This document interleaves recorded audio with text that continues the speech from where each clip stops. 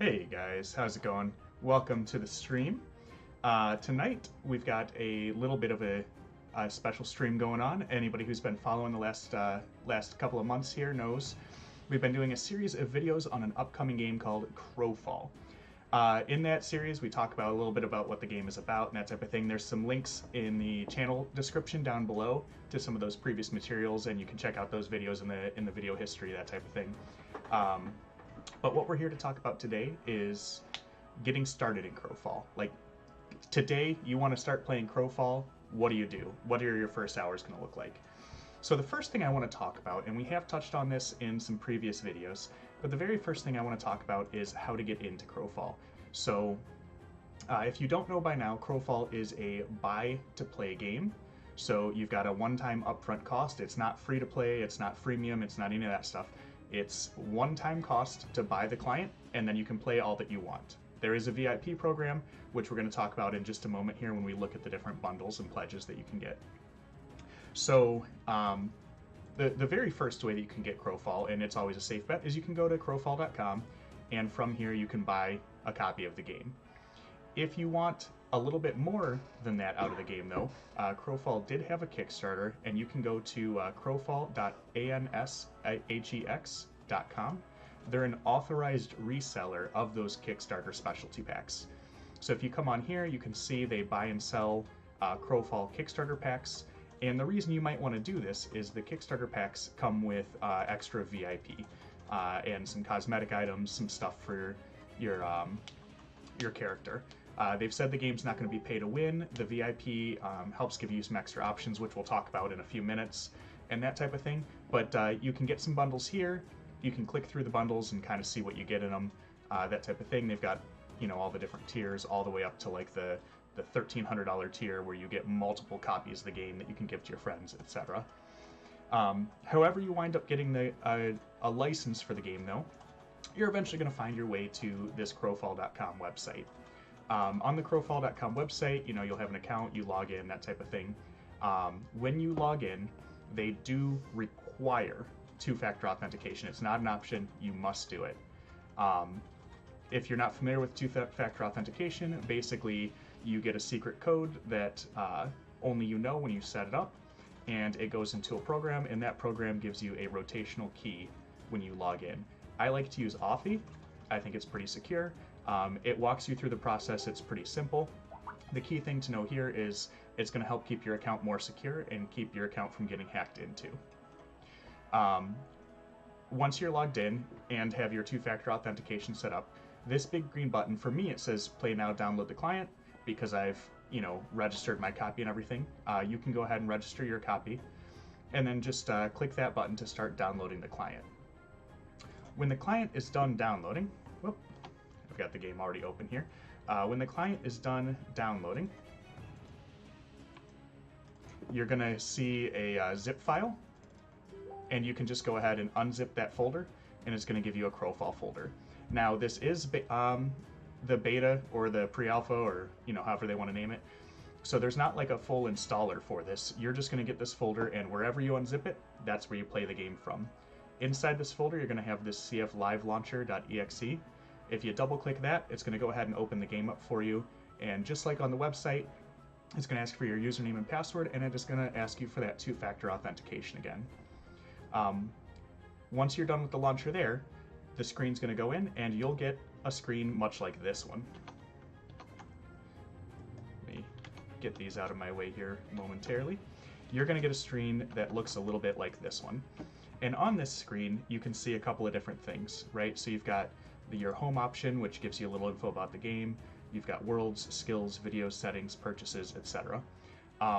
I recommend very first thing, this is the first time you've logged in, you're just seeing the game, I recommend immediately clicking on skills. Once you've clicked on skills, this is where your character progression starts.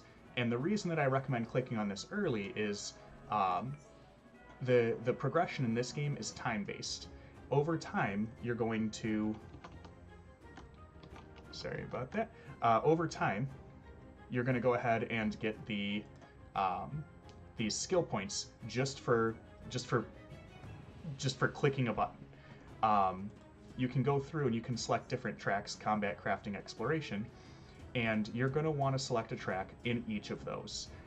If you're just starting out, I highly recommend just grabbing the basics. In a lot of them, you're not gonna have a choice but to grab the basics. Between your combat, crafting, and exploration, that's going to be your profession tracks. If you have VIP, you can train 2 areas at a time. If you don't have VIP, you can only train 1. And the way that it works is you come in and you're just going to hit select on one of these. So right there, I've just selected combat basics, and you'll see, without doing anything, my experience in combat basics will start ticking up. Just over time, it'll do that.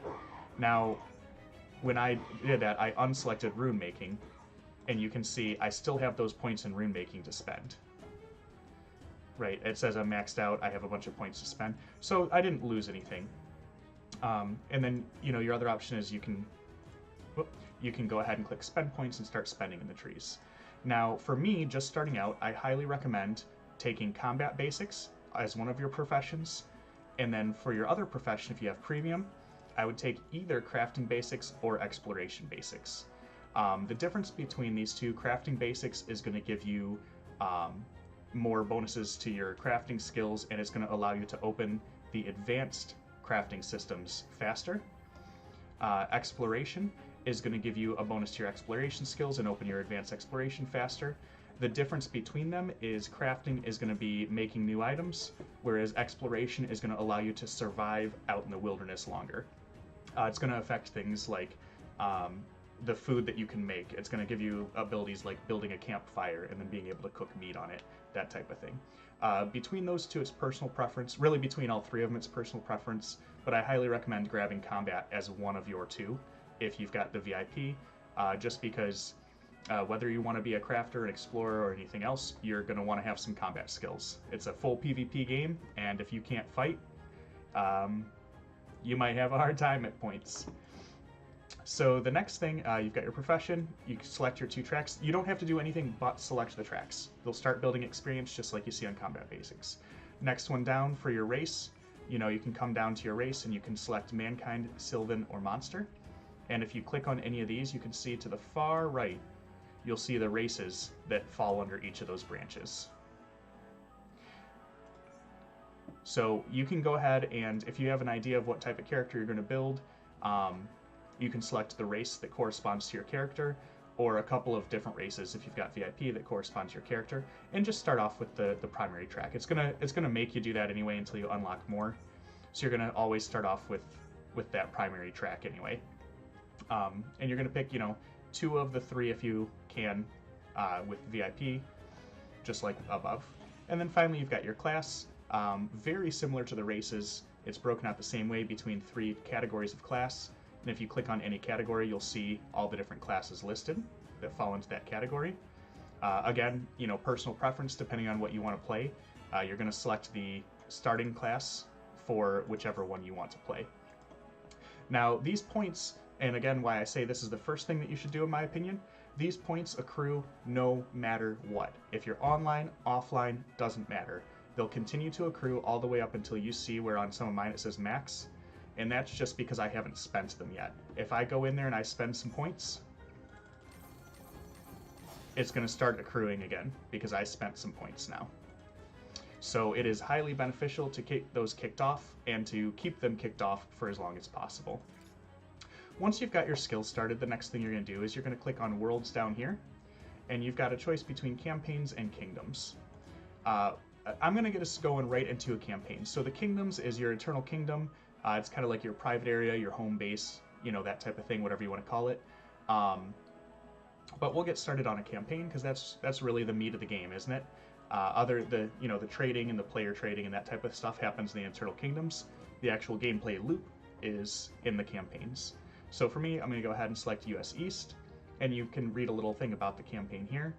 Claim a throne in each fort or keep for your faction. This is going to be a faction-based game, and it's going to be order, chaos, and balance. When you click enter world, it's going to ask you to choose one of those 3. I might have already chosen balance for mine. But the difference between those, order and chaos are just normal guilds. They want to win as much as they can of the forts. Balance tries to make sure that neither one of them wins too much. So balance will always be helping whichever team is further behind.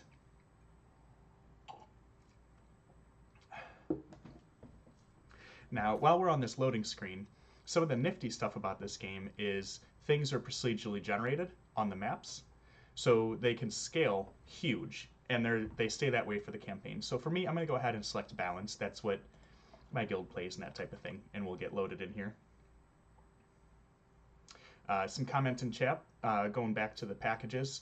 If you're looking for the best value for what you're going to spend, it looks like the Amber pack is a good one to grab. And that's going to give you the best value if you're going to spend a little bit of money on the game. Now for me, I'm going to go with the Ganesian Cleric because that's what I know. But this is your character select screen. You can pick your race over here, and then your class will fill in over here. There is an upcoming patch soon, patch 5.8. Some of the classes or some of the races aren't currently in the game, and as you can see, some of the classes like the Human and the Athari look the same. But Frostweaver, I believe it is not in the game yet. Yep, but will be soon. For me, like I said, I'm going to go ahead and pick a Ganesian Cleric, because that's what I'm familiar with.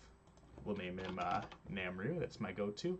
And right now you'll see that nothing really has any effect. There is no customization, but we're told that there's going to be more customization options in the 5.8 patch, which I would be surprised if it doesn't come out sometime this month.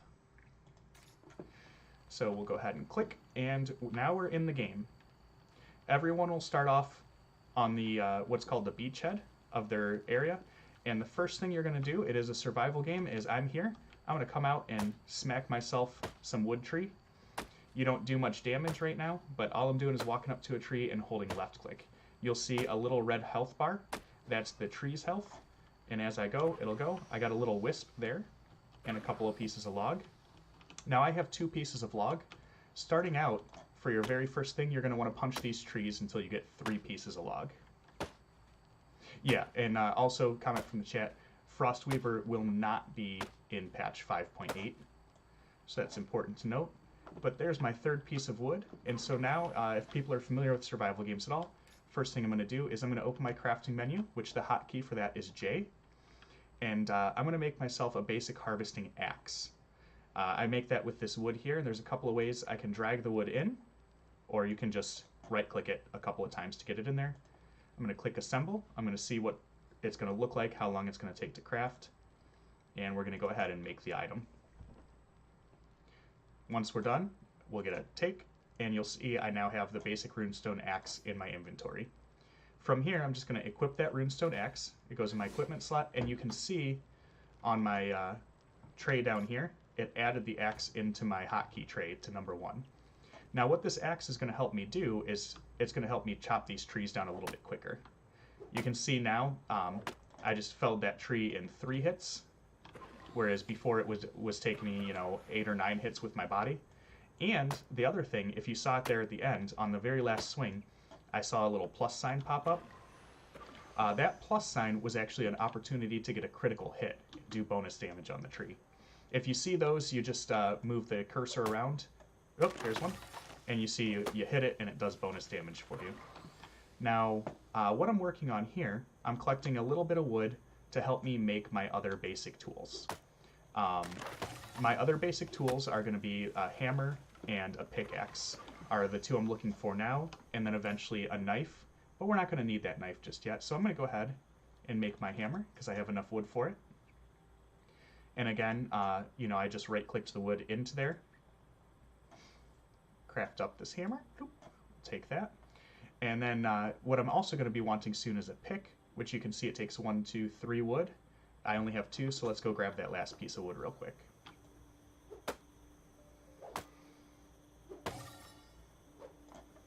All right, perfect. There's my last piece of wood. So what that last piece of wood gets me is my pick, and 1, 2, 3. Get some hardwood in there. Make up my pick.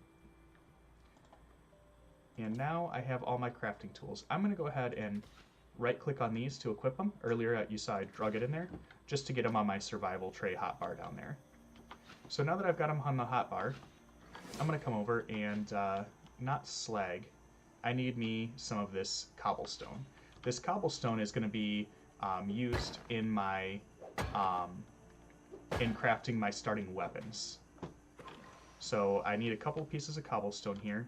For my class, my starting weapon is it's a two-handed hammer, if I remember correctly. Yeah, this basic one-handed throwing hammer, and it requires 6 stone and 6 wood. So right now I've got 1 stone and no wood, so we're just going to gather that up real quick. If you're not sure which weapon your class needs to start with, back in this crafting menu here, we'll take a look. I'll show you real quick. If you click on any of these, you can see down here, equipable on Duelist, equipable on Knight, Ranger, Assassin, and Mirion. If you're not sure what weapon your class needs, you can just click through these until you see the one that's equipable for your class. So, going around smacking, and there is, you know, a little bit more involved in the crafting and gathering here. I haven't done it yet, but if you can see on the bottom right corner of the screen here, I've got this little area. That's a special skill that gives me extra little pips. If I press that, when it's got 5, it means that I'm going to do bonus damage on my next couple of swings. And you can see I just took that tree out in 2 hits that time. Those pips build up automatically while you're harvesting. However many pips you spend is going to cause that skill to do different things. We'll get into that a little bit later when we look at skills.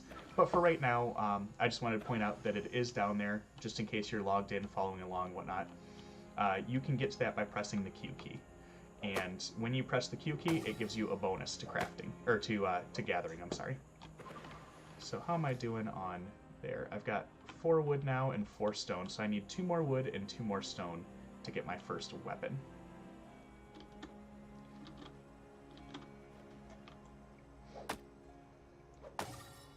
Alright, so there's 1 more wood and an apple, and those apples are nice too. It's going to make it so that I don't have to hunt for as much food. Now, it is also worth noting too that I have some skill points on my crow that make me better at gathering wood, specifically. So I've already spent some points in the crafting tree. So if you notice that as you follow along, your crafting isn't going quite as quickly as mine is, that could be the reason, is I have some points in the crafting tree that make my crafting more efficient. So we're going to head down here a little bit. I harvested all the stone that's up in that area. So we're going to run down here. There's a couple more pieces. And let's see if we can't. Whoop. Need my hammer. Helps if you use the right tool for the job. We'll see if we can't get us 2 more stone here and get my starting weapon.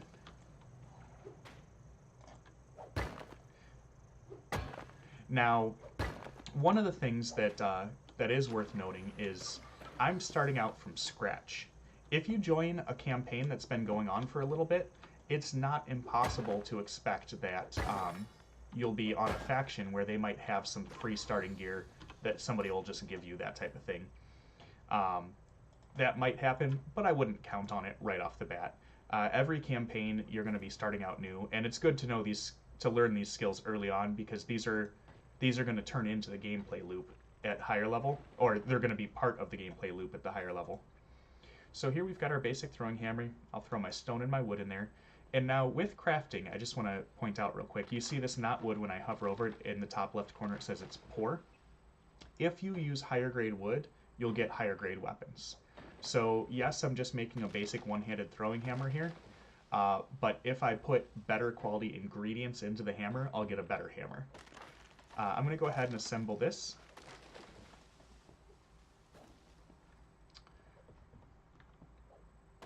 Okay, and I now have my main hand weapon.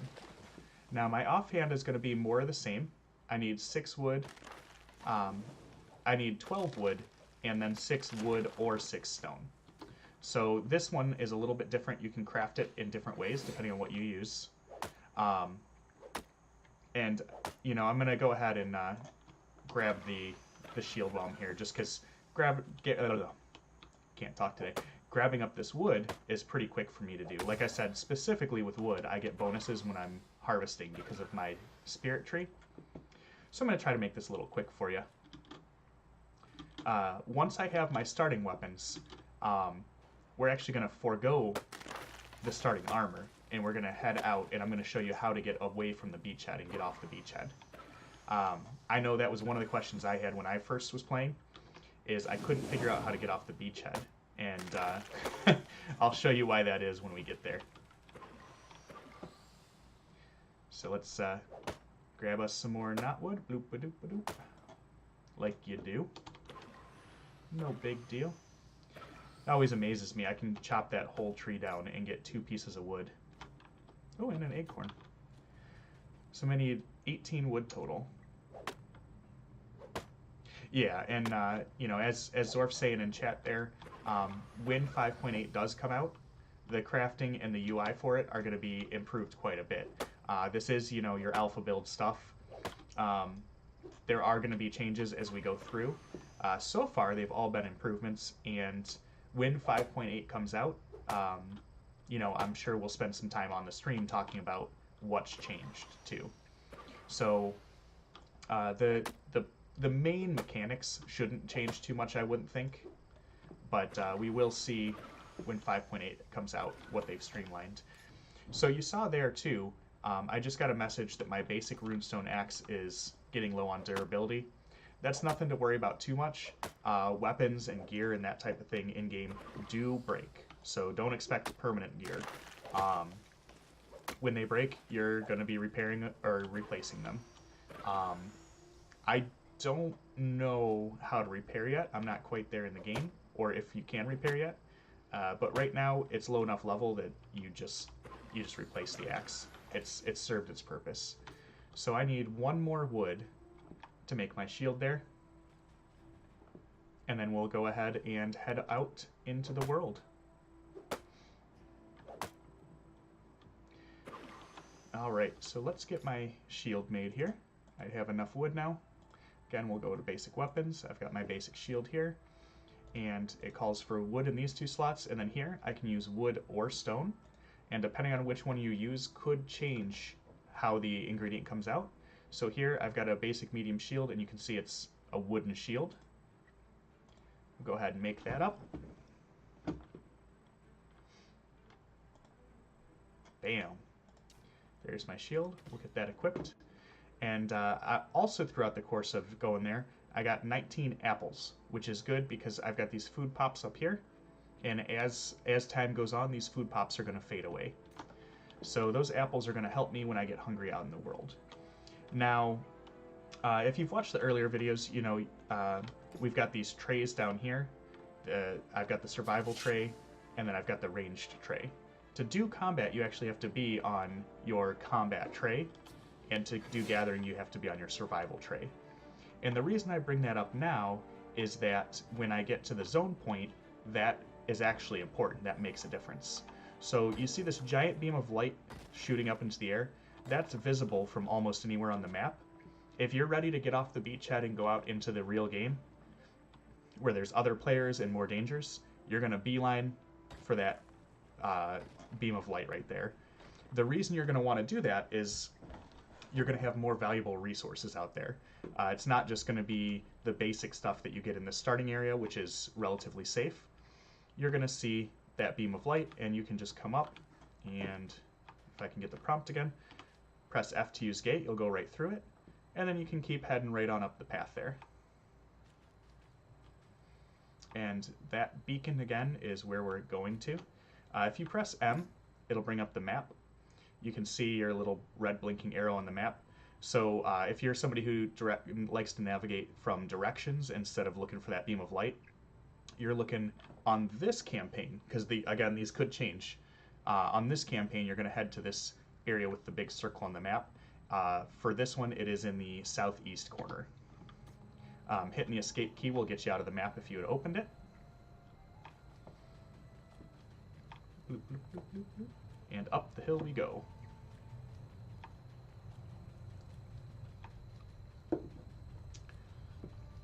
I think these little guys are pretty cool looking when they run. I definitely like the Ganetians. I know they're a crowd favorite too. So when you get up here, that beam of light you can see is hanging off of this mirror right here. doesn't reflect anything. I don't know why they say that. And I have the option to hit F to use gate. What threw me for a loop, and why I brought up the trays earlier, is if you're on your ranged tray, or any tray other than the survival tray, you do not get the prompt to go through here. So you got to make sure, if you're not seeing that prompt, make sure you're on the survival tray, and that prompt will pop up for you. Once you get that prompt, you can go ahead and hit F, and you're going to zone out of the beachhead and into the wild world. And now that we're out here in the wild world, we have a lot of options. First thing, let's go ahead and open our map up here, get an idea of where we're at.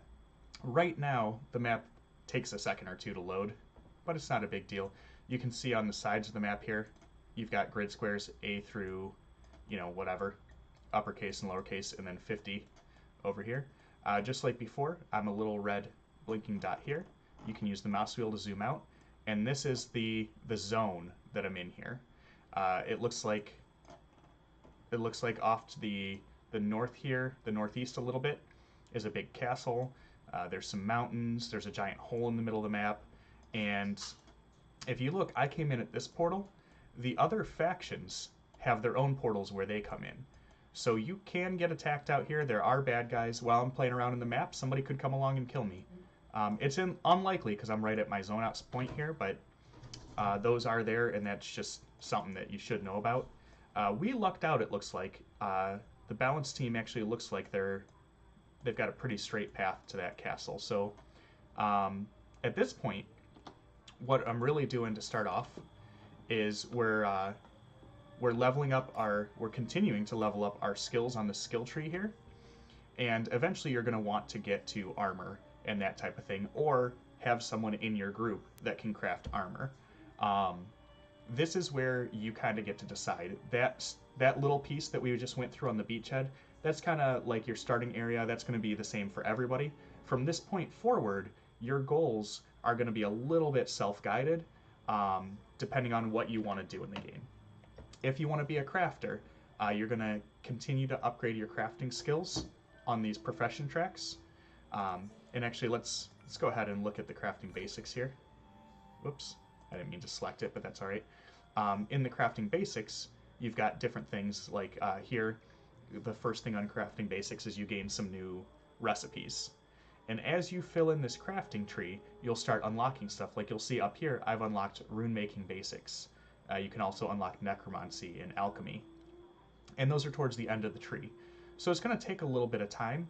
And some of these crafting are going to be like leatherworking basics. And that's how you're going to make your leather armor. You see blacksmithing basics. That's going to give you access to the blacksmithing skill tree where you can make more things there.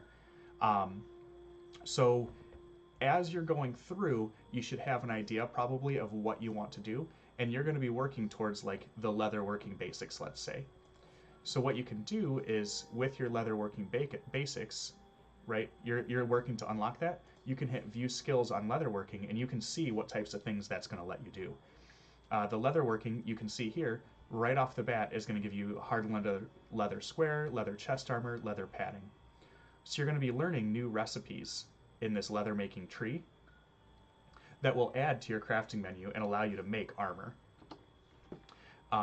You can also, I don't know if you can see the recipes from there, but you're going to have a goal in mind. If your goal is crafting, like I said, you might choose leather making, and then from there you're going to go out and try to gather ingredients to help you along with that.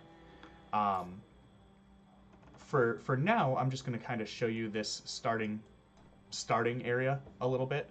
We'll wander around and see some of the different mobs and that type of thing. But do know that this is the point of the game where you're going to have to decide what you want to do. This is where you'll be sending hunting parties to come out and gather higher level resources, which we'll show off some of those in a minute. And then also out here, you're going to have forts that you can capture and things like that. So walking up, you can see these trees look a little bit different. They've got a glow around them and that type of thing. If we come up to it, you can see on the right there, it pops up and it says rank 2 spruce. And it says click or hold to harvest. We'll go ahead and switch to the right tool. And we'll go ahead and start harvesting this. Now you can see this tree, in addition to being a higher level, is also much hardier.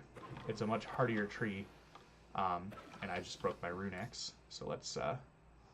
Oh, I don't have the wood for it. Let's smack this tree with my little butt until I get some more wood. Actually, let's see if I can get one more out of this. Because if I can get 3 wood, I can build a better hammer, a better rune axe. I haven't done extensive testing yet with this for the crafting, but it seems that the quality of the item that you get is based on the lowest level thing that you use. So here, if I had used 2 of these spruce wood and 1 knot wood, it would have given me a lower level item. So I'm going to want to use the 3 spruce wood that I just collected, and we'll go ahead and make ourselves a better, another harvesting axe, because ours ran out. And you have to, again, right-click to put that back on your hotbar, and now we can harvest with it.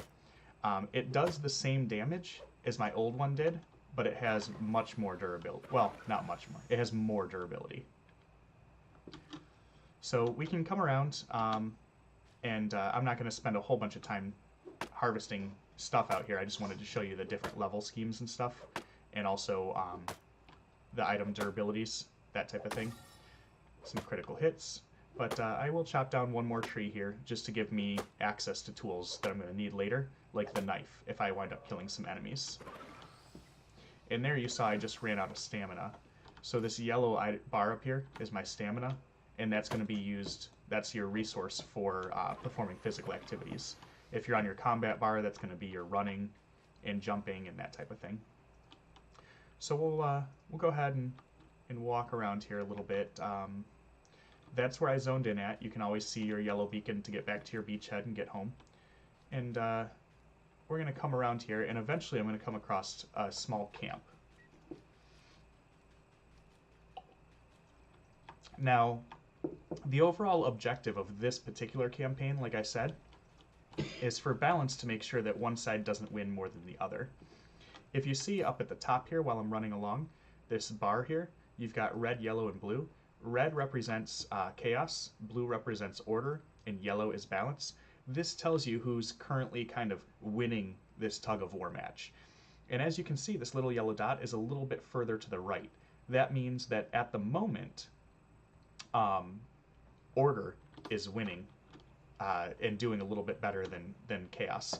So me being on the balance faction, if I wanted to help my team out, I would actually be coordinating and planning to go attack the order group. Now there is a guard tower up there, but I don't know if it's friendly or not. There's also a wolf here, so we'll go ahead and kill that wolf.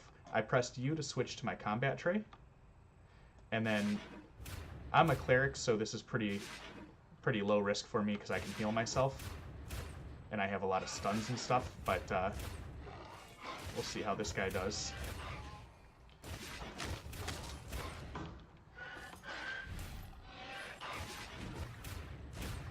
And you can see as I'm attacking too, I've got a mana bar that is depleting slowly. Now, luckily, like I said, I'm a cleric, so I have a lot of stuns and that type of thing, and I just used a skill that heals my mana bar and repairs it some. Now, after you make a kill, and this is why I wanted to grab some extra wood, you can have a basic harvesting knife here, which we'll go ahead and make one of those real quick. Hopefully this doesn't decay. And this basic harvesting knife, when you switch to your survival tray here, is going to allow you to, after you loot them, you'll get some gold and some items here. It's going to allow you to harvest meat and skin and leather and that type of thing from the animals that you kill. Now, animals do decay over time, so it's not going to be something that you can take all day to do this. I have had animals decay while I've been harvesting them before. Usually that's when you stand around for a bit in it, though. In my case, it's when I run out of stamina. You can see the guy I just killed actually already even respawned over there. He might get mad at me. But what I got from killing him, and this is kind of important to see starting out, you are probably going to want to kill some mobs, but you can see down here I got a little bit of experience on my experience bar, but in addition I got some gold, which I can use to buy items from other players or currently some vendors, but I think I heard that they're going to be removing the vendors. You got some hide, which would be good if you're going to get into your leather working later. And I got some big cat meat. The big cat meat I can use to cook up some food later. I can eat that to restore some of my meat pops up here. Which, speaking of, I'm going to go ahead and eat some apples. Each apple restores half of a meat pop, because there's no reason to let myself go hungry. But now I'm going to go ahead and, like I said, we're exploring a little bit more. At this point, it might be good. This is also a good time where you can group up with friends. If I think that's one of them right there. You'll see some nodes too, if you walk up to them with your weapon out. No, that's just silver. Some of these nodes, though, will be what's called a mother lode. And a mother lode has a ton of resources in it, but it has a ton of resources, but it requires 2 people at a time to gather. So you can't even gather them by yourselves. You have to be with a friend to get it. Now, we got lucky. This outpost here that I'm going to show you, as I walked up to it, you saw, or maybe you didn't see, and I'm sorry that it makes me open my inventory for the mouse look. In the top right corner there, though, you can see it says captured, and it has the emblem of my faction. If you forget your faction emblem ever, it's on the far left side of the screen where your name is. You can see it's got the green shield with the tree there. I've got the same thing here. It shows I'm captured. This is my outpost. Those are my outpost guards. I can walk up to this. There's a little ring right here. As long as you're in that ring, you'll receive healing. You can pop up top here, hang out with the outpost guards. If this watchtower was not of your faction, those outpost guards would attack you. So, you want to use a little bit of caution when you're out walking around. You don't want to just run up to random outposts and get killed. Now, for me and for this mission, like I said, I'm gonna make my way to that big fort in the middle because, quite frankly, I've never seen one, and I kind of want to see what it'll look like. So I'm gonna keep heading kind of northeast here. I need to just follow this wall straight in. And that's going to be kind of my goal for the last 20 minutes or so of the stream here. If you have any questions while we're going too, please do feel free, toss them up in chat. I love playing the game, and I know we've got some knowledge in the chat window too about some better ways to get in on the game. But this is going to be starting out. It's not, we're going to discover new efficiencies as we go, but these are your bare bones basics. You're going to want one of each type of harvesting weapon. At the start of the game, you're going to want to make sure you've got your weapons. Something I almost forgot to talk about are your skills. So you can press K on your hotkey to open your skill menu, or I keep telling the hotkeys in case you don't feel like memorizing the hotkeys too. The only one you have to remember is the escape key. If you press the escape key, it'll open whatever menu you most recently had open, but also it unlocks your mouse, and off to the right here, you have different buttons that you can click on. Right now, there's no tooltips on the buttons, but if you ever forget a menu, you can click through these until you find the menu that you're looking for. So like here, the spellbook is the third one down here, and that's what's bound to the K key. Now, what this spellbook is, and we've covered this in some of our previous videos, so I'm not going to go too in depth, but this is something that you're going to want to do when you first start out too, in my opinion. You're going to want to take a look at all your skills and see what they do if you're not already familiar with them. You can see I've already not done some stuff. I have some passives here that I can equip, and I haven't been. So I can put my passives on down here and get those equipped. But whoops, not that one, that one. You're going to want to look at your skill tray here, make sure that any skills you want are equipped, read your skills, make sure you like them. For instance, I'm a cleric and I don't have resurrection equipped yet, so I can equip resurrection. I don't have burrowing equipped. We'll go ahead and put burrowing on my bar. That type of thing. And you can pick and choose your skills. I was also talking earlier about the pips. just really quickly, we'll look at that. That is your Q skill here, not recall. Where is it? Energetic harvesting. So like I was saying, if you hover over this, it'll give you a breakdown of what each of those pips does. Like I said, I'm not going to get too in depth. It's in a previous video, but I did want to make sure if you're starting out, this is definitely one of the things that you should do, is familiarize yourself with the skills of your character. Now, as we run around, little alert, Chaos is attempting to claim, which actually helps us because right now Order is ahead, so Chaos attacking Order is beneficial. That's a good thing for my faction right now. So there's some Risen Warriors down there, whatever those are. I'm guessing that's a hostile outpost over there. And we want to kind of avoid that. I wonder, those guys would probably kill me pretty good. I will show you a death at the end of the video too. Death is not a good thing, but it's not a terrible thing either. So, when you die, you're basically, you're basically going to lose everything that you have in your inventory down here, but you'll keep whatever's equipped on your character. So that means that I would even lose my pickaxe and my hammer because all I have equipped right now is my runestone knife for harvesting. I would lose all those things. You know, so death isn't great, and you don't lose them permanently. You can get them back if you go back to where your corpse is, or if you get a resurrection. But generally speaking, you're going to lose those items if you die out in the middle of nowhere or something. That might be a mother lode, and that looks like that might be the fort, so we'll go check that out too. So this, no, but it is iron, which is rank 3. We can make some really great weapons out of that. So that's more outpost guards. You can see from over here, they've got my faction hovering above their head. So that's actually one of my outposts, and I kind of got turned around, didn't I? Because I'm heading southwest, and I need to go northeast. So, you know, any questions in chat, too, about getting started out, we can go over those. Efficiency-wise, like I said, some things are going to probably come to light in 5.8. That's the big patch. That is the one I'm looking forward to. They say that there's going to be the gameplay loop included in the game, like the full gameplay loop, and we'll be able to go in, we can actually win the missions and that kind of thing. That, to me, is going to be awesome. If you're going for necromancy, for resource gathering, because this just happens to be here, this is like your grave sites.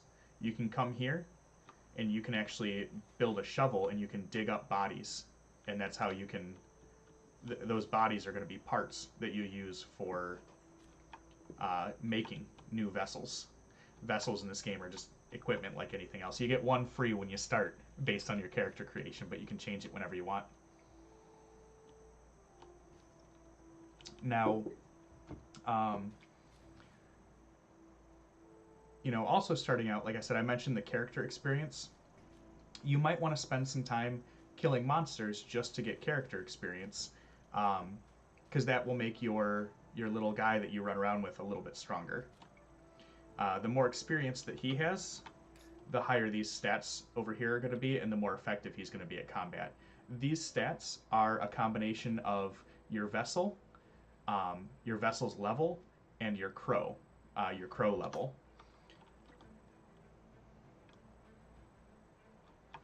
Now,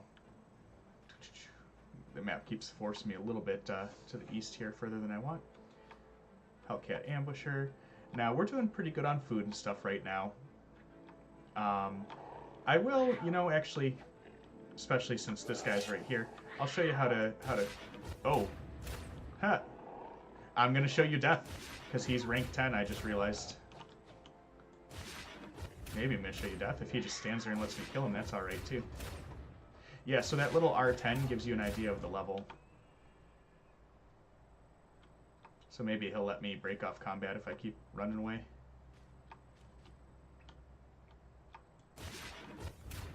Can I just kite this guy? I didn't realize how high level he was before I attacked, but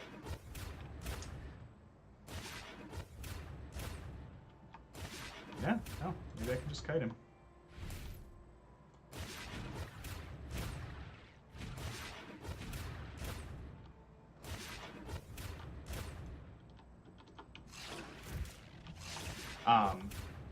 So yeah, the ambushers here, he doesn't seem like too big of a threat. Keep in mind though too, this is a PvP focused game, so if I was in a really hostile area trying to do this, there is a good chance I might get jumped by the other team and then they can steal the resources I've been collecting. So even if it lets me kite this guy around, which I'm guessing it's not going to let me do that all the time, you might not want to, because I'm guessing other enemies will get involved. I just wish I did some more damage for you, because this fight's going to go for too long.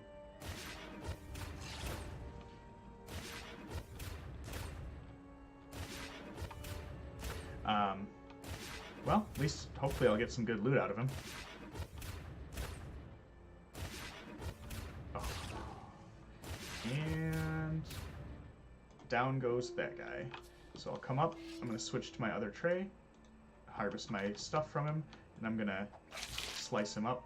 So what I was hoping to show you... Oh. I can't even slice him up. He's too high level. I don't have the skill sufficient to slice him up. So that was a total waste. Rank 10 U too. Can I even... Yeah. So the stuff out here is so high level, I can't even harvest it. But what I do want to harvest is a couple pieces of wood, because I do have some meat there, and I want to show you how campfires affect the game. Now, campfires are something that you get from your basic exploration tab, and I highly recommend that it be one of the things that you get earlier rather than later. So your exploration tab is on these profession tracks up here. Your exploration basics. If you look at it, right in the beginning here, you get harvest chance apples, and then pretty early on, if I can find where it is, you can beeline, and one of these is survivalist cooking, right? So you start off here, you come up, and you can get to survivalist cooking. That gives you the survivalist cooking recipe. What's nice about that is you can come into cooking, meats, brisket, and you see here it says requires a campfire to craft. That survivalist basic gives you the campfire recipe. So you need 12 wood for the campfire, and then you can add 4 meat to it, but it's optional. You don't have to add the 4 meat. And with the 12 wood, you'll build the campfire that you need. The campfire doesn't last very long. You place it down like an item, and if I can get enough from these trees on the side, I'll show you what that looks like. Because I do think the campfires are important enough that they're worth taking a look at, because while you're out gathering and stuff, you're going to get apples and things like that for food, but you're probably going to kill an animal or two and get some meat, and you're going to want to be able to cook the meat.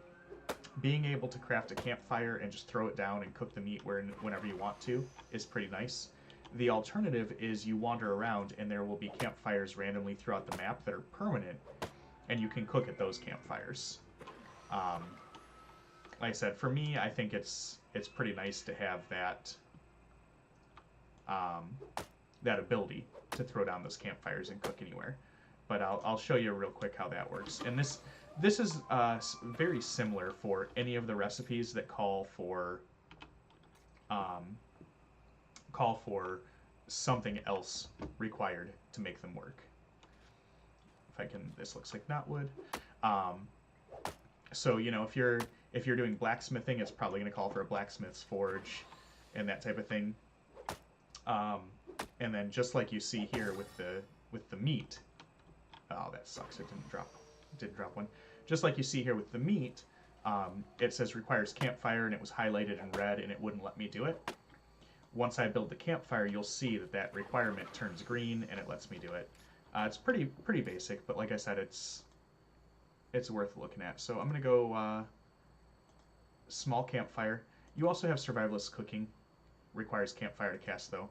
So the campfire is always going to be the first thing. We need 12 wood. I've got, oh, I gathered more than I meant to. I'm going to throw the 12 wood in there, go ahead and assemble my campfire. You've seen how crafting works by now. Takes a couple of seconds to make, and you are vulnerable during this time.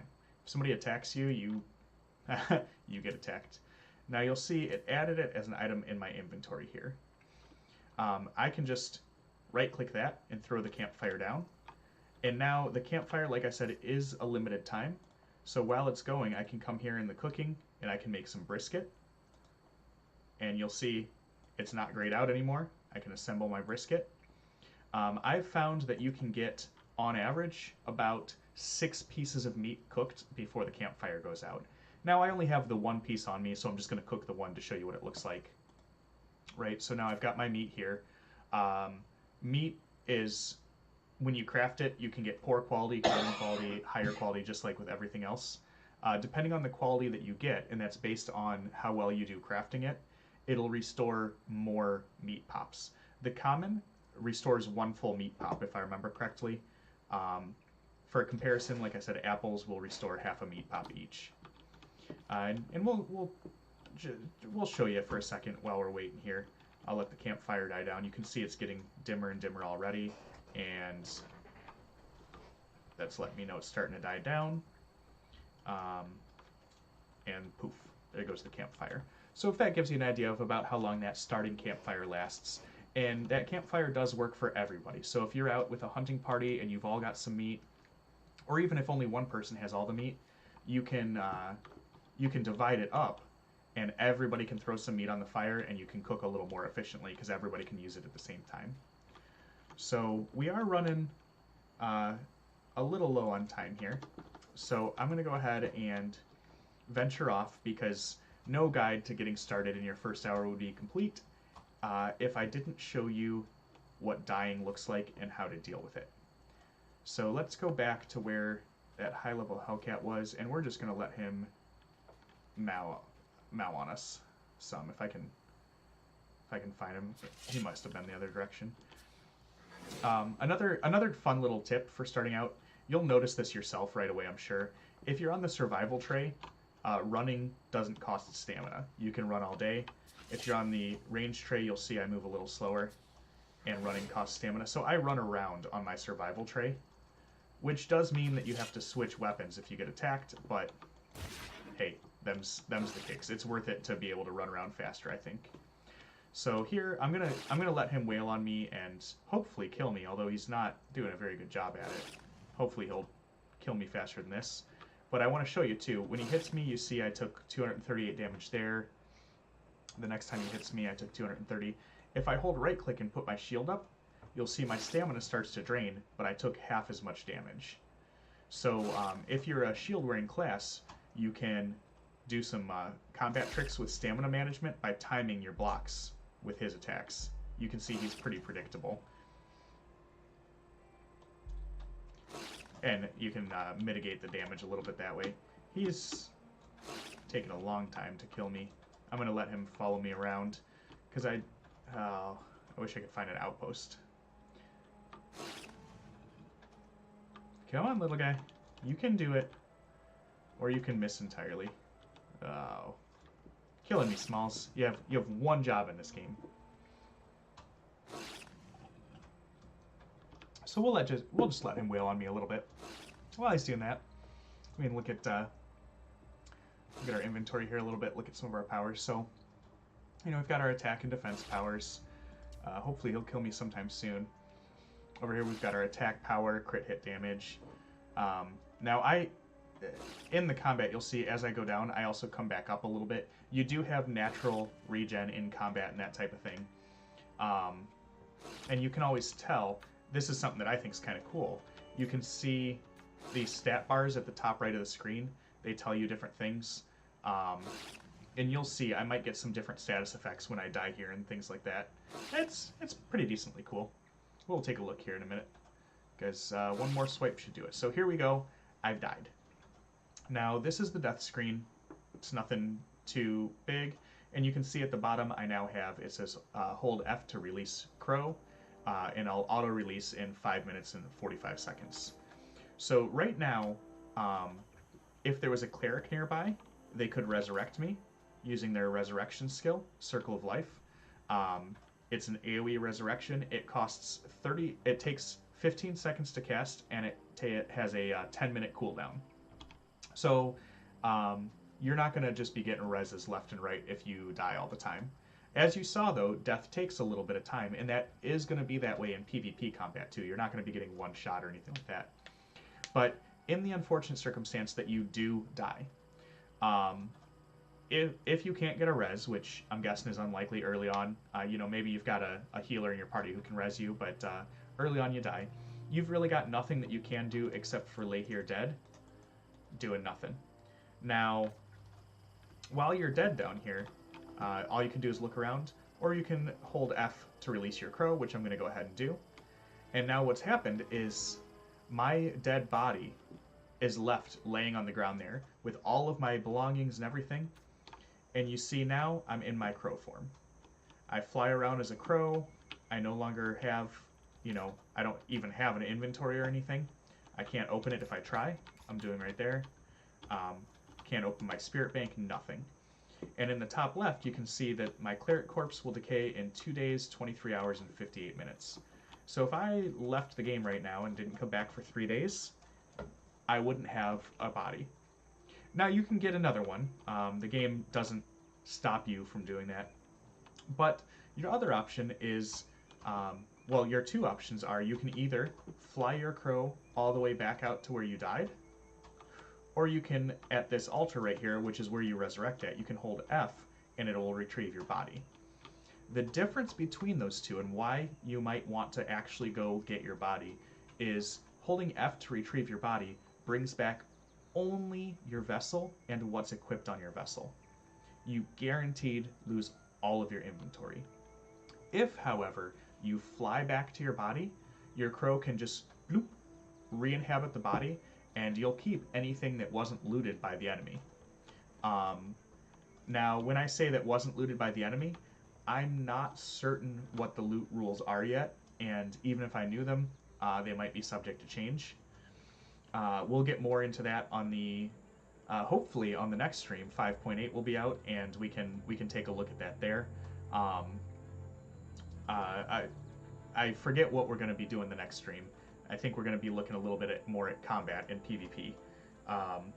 But we'll talk about it, see what content we've got, and I'll let you guys know. With that, though, I'm going to go ahead and hold F to retrieve my body and just show you what I was talking about there. You see my little Ganeshian comes back now. He's happy and healthy. But you can notice already on his survival tray, my hotkeys 2 and 3 are gone. All I have is my axe, because that's all I had equipped on him, right? The rest was in my inventory and my hotbar. It wasn't actually equipped. But I did get my vessel back. He's happy. He's healthy. I got his weapons and his little harvesting axe there, but I lost everything else in the inventory. And as far as I know, that's just gone now. That said, I think that this is probably a good ending place. Again, if you guys have any questions, feel free to throw them in chat and I'll get those answered for you. If you're watching on YouTube, feel free to leave any questions in the comments. I do check them regularly, and I'll, if I don't know the answer, point you in the right direction to find out. Other than that, guys, thank you for coming out. I really appreciate it, and I look forward to seeing you guys when Crowfall releases. All right, take it easy. Have a good one.